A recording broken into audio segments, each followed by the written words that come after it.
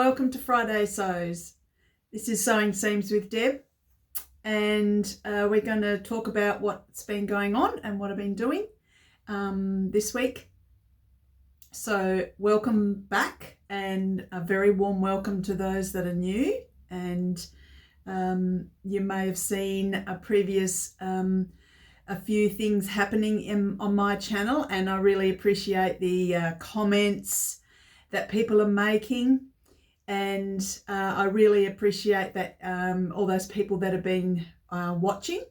It's a lot of fun, and I really enjoy replying to the comments, and I really feel that's a great connection with our community. So yes, please enjoy. I enjoy the comments. There's been a couple of comments around the saliva on the blood. Now, when apparently, and thank you for those people that have shared this, a few people have said that if you prick your finger, which is what I spoke about, if you prick your finger or something and blood gets on fabric, if you put your own saliva on your own blood, it will come out without leaving a stain. You can't put your saliva on someone else's blood. So yeah, fascinating, and it's a very old, bit of an old wives' tale, but it actually works. And you know, our wives' tales often have so much truth, don't they? So yeah, so thanks to all those people that shared that information, and someone said they learnt it, you know, many moons ago at school. So that's brilliant. Thank you. Now, first of all, what am I wearing? So, and again, it's got slightly cooler, but certainly not cool enough for this cardigan. So I'm whipping that off. Too hot. So it's Love Notion's Sonata dress, and I will get a photo and work on putting that in. Sorry, so I'll just step back a bit. It's got pockets, and it's got elastic at the back, so it fits a little bit, and it just sits under, above the waist ever so slightly, and you can have short sleeves and long sleeves. And this is some printed cotton linen, fine cotton linen, that I got from Spotlight on a sale, and I got it for $13.50 a metre, which in Australian, of course, which is pretty good. So the Sonata dress from Love Notions, it's a brilliant pattern. And I got it on the, I think it was on the Friday, on the $5 Friday sale. And as you can see, you can do short sleeves, flutter sleeves, long sleeves, no sleeves. And so I'm really, and to add, there's an option where you can have the facing on the outside. So a lot of people have had chosen that option, and it looks fantastic. So I'm going to try that next time. And something, so a fabric that's really busy and loud like this one would do well with a plain facing that's just sitting around the collar. So I think that'd be a great idea. So, but as you can see, orange is a theme for me at the moment. I'm really loving orange. And yeah, I mean, what's not to like, right? And also, just to add, I'm having a bad hair day, so I've got a bow in my hair. It's pretty annoying. So anyway, just by the by. Now, what's on the mannequin? That is a garment that I made a little while back, and I kind of made it as my Christmas dress, which I did wear on Christmas Day. This is a Vogue 8876, and it's a Marci Tilton collection pattern. Now I've got the pattern somewhere. Sorry, here it is. It's a Marci Tilton collection pattern.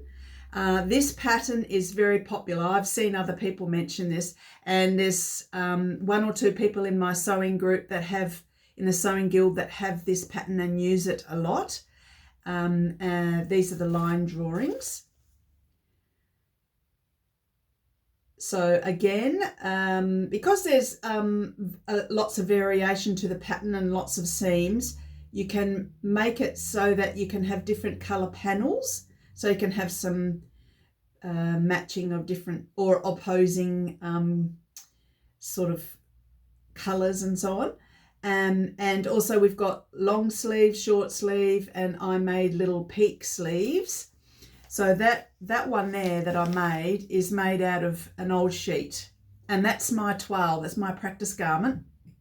And the zipper I already had in my stash. I collect these things from the op shop or from when I go thrifting. And I had that grey zip, and I thought that picked up the little bit of grey that's on the shoulders and the collar. And the shoulders and collar fabric and across the top is from a pillowcase.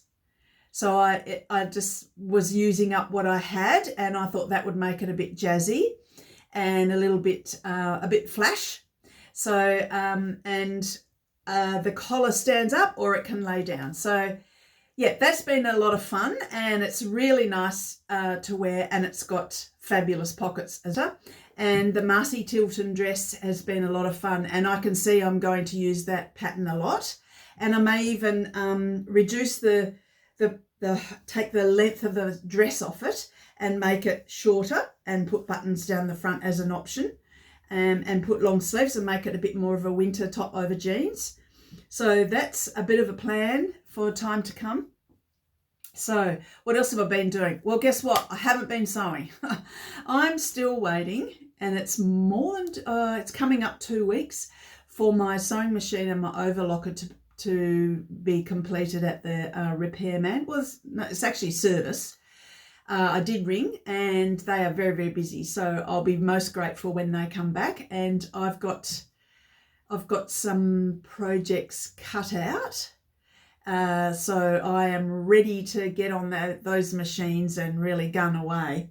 So what have I got cut out? All right, well, I'll talk to you about this sew over it pattern that I've got cut out. Now, I've made this before. It's a pussy bow blouse. It's been around for ages, this pattern, quite a few years. And Sew Over It do fantastic patterns. Most of them are PDF these days, or optional. And so I bought this a long time ago, and my size has changed, as mentioned. But it's such a versatile pattern. You can dress it up, dress it down, and it's quite feminine. You can have the V neck a little bit more open, or you can have the bow quite high up. So that's a lovely blouse, and I really love the sleeves on it. Now, I've cut it out in this fabric, which is printed rayon crepe. Sorry, just trying to grab a piece here. This is the cuff. Isn't that beautiful? What a pretty colour green. Oops, sorry. And upside down. And it isn't directional, but I just happened to grab that piece. And that was from Spotlight, and I got it for 40% off. And I've had that in my stash for 2 years. When I looked at the date on this, I thought, you're kidding me. January 2021. That seems like 5 minutes ago, doesn't it? I mean, what's going on? The time's going too quick. Anyway, so that's all ready to sew. Just can't wait to do that. And I've got some other repairs to do. I've got some, just some tidy ups to do, you know, when occasionally a seam might come undone a little bit and those sorts of things. I could do it by hand, but I would prefer to do it on the machine. It's a bit more stable and likely to hold on much longer. So that's looming. Now, this weekend on Sunday, all things going well, if I get my machine back, I'm going to a workshop, and Australian Sewing Guild is putting the workshop on, and this lovely lady is going to show us how to make one of these project bags, which this one here was a gift from my sister one year. Isn't that fabulous? And it's got plastic on the outside with a zip, and you can put your project, well, you can actually put whatever you like in there. The kids can use it and put the colouring in pretzels and their little book in there if they need to go somewhere or in the car or something, or put your knitting project in it if it's small enough, or you can put your cutout projects in here. And with the one that we're going to make, it's bigger. So I've got my list of what to bring, and I've figured out which zip. That's important. Again, from my zip stash, I've got a box of them. And I'm going to make it with these. I had these fat quarters in my, I called it a scrap box. It's not really. I've just little pieces of fabric that I don't know what to do with. So that's, this is all quilting cotton. So I'm going to have that for part of it and this purple for the other part. Aren't they gorgeous colours? And I'm a bit reluctant to use it for this because I'd like to put this on a garment. But anyway, I'll stick with it. Aren't they gorgeous?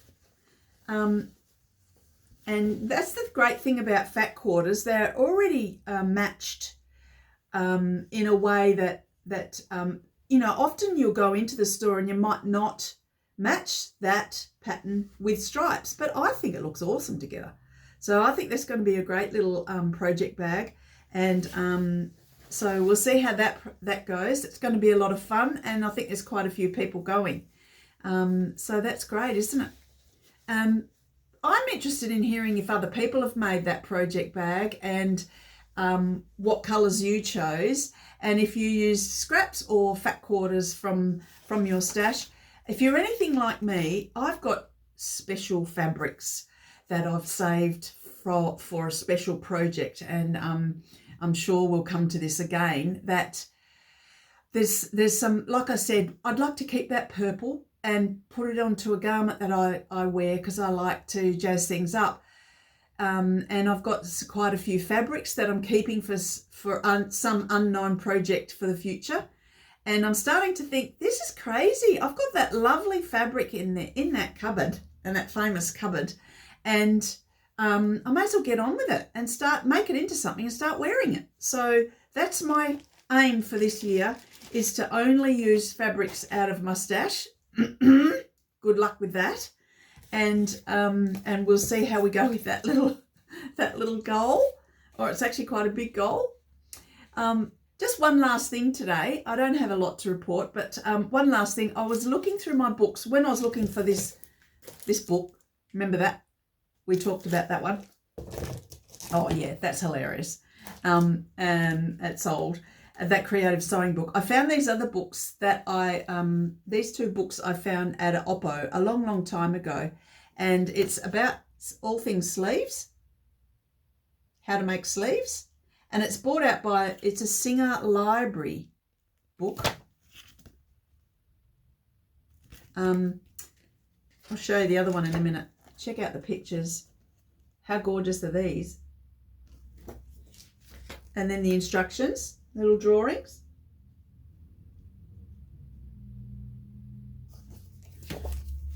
Know your sleeves, and then there's how to do it.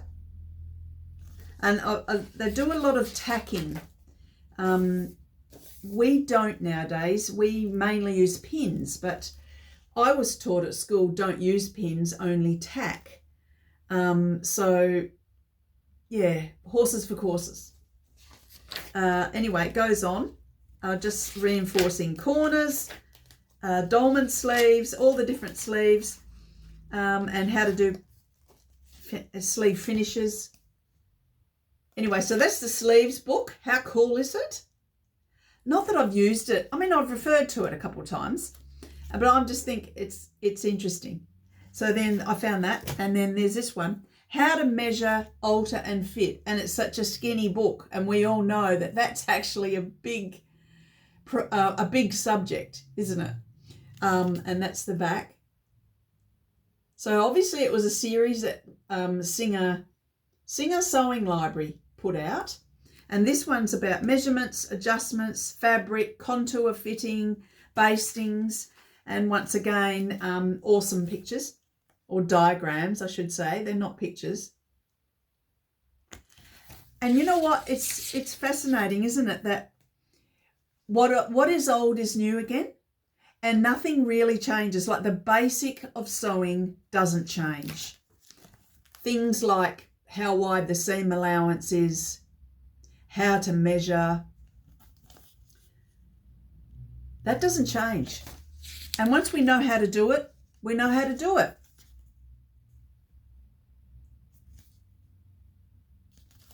Pretty cool, hey?